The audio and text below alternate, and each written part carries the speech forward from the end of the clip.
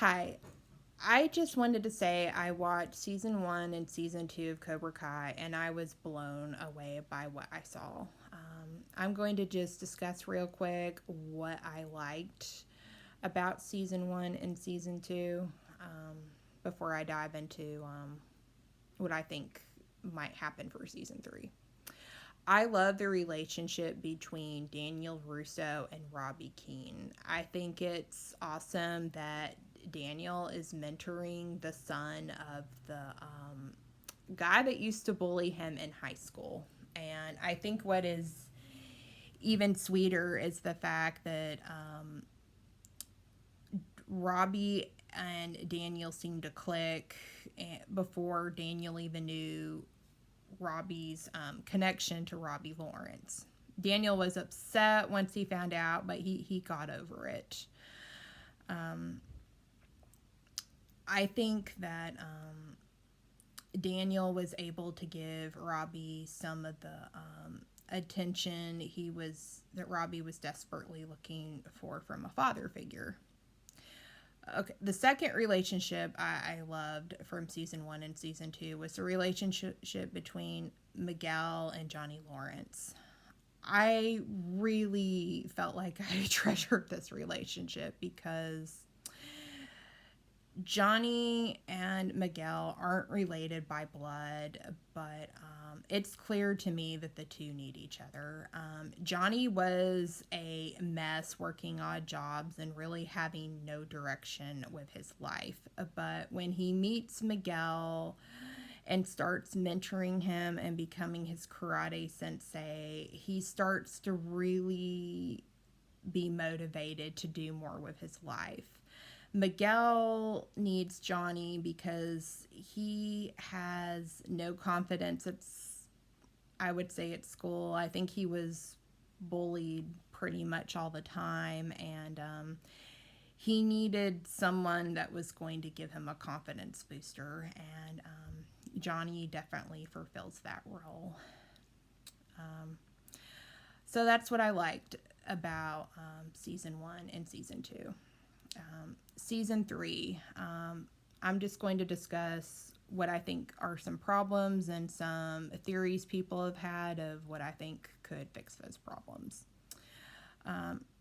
I would say a big part of the problem with the show is Sam. The actress that plays Sam is great. I'm just saying that the character Sam, who is Daniel LaRusso's daughter, she has poor communication skills.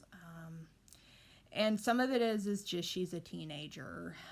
She doesn't communicate well with her friend Aisha, and she doesn't communicate well with the two boys that like her, Robbie or Miguel. And she's not very assertive, and it seems like she can't really make up her mind between the two of them. I really did not like, I guess, the love triangle between the three of them. And I feel like Sam could use some potential counseling, and she just needs to go on an emotional journey as a character to figure herself out. I'm all for her being friends with Robbie and Miguel, but I don't think she really needs to be romantically dating either of them. Okay, the second problem I saw was Tori. Tori is a new character introduced in season two, and I liked her, but she and Sam have a lot of bad blood, and I think their rivalry goes further than them fighting over boys. She feels like she comes from a lower.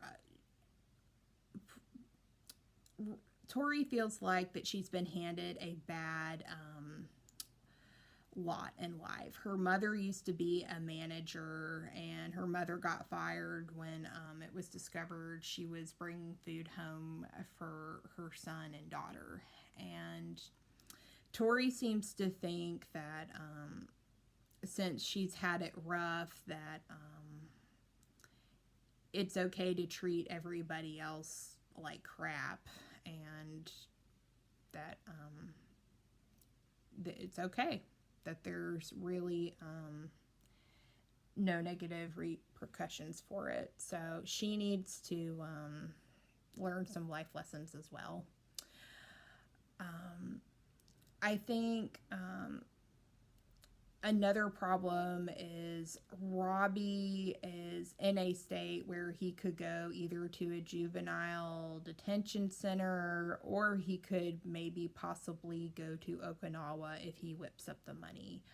I think if he go, those are two different theories people posted. I think if Robbie goes to the juvenile detention center, it's more realistic, but I don't think it's healthy, because he will go to jail, get out, stay with his dad, end up joining Cobra Kai, possibly be mentored by Mr. Kreese, who is a hardened war veteran and a bully, and he is like the worst toxic person for Robbie, I think. And Robbie will, essentially be repeating more of his dad's mistakes.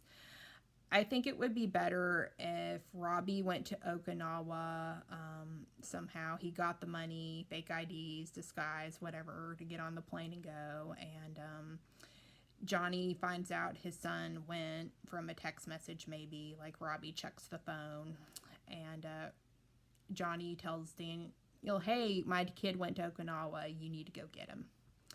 And Daniel thinks back to when he was telling Robbie about Okinawa from a book he was reading, and realizes that Robbie got excited and just decided to go.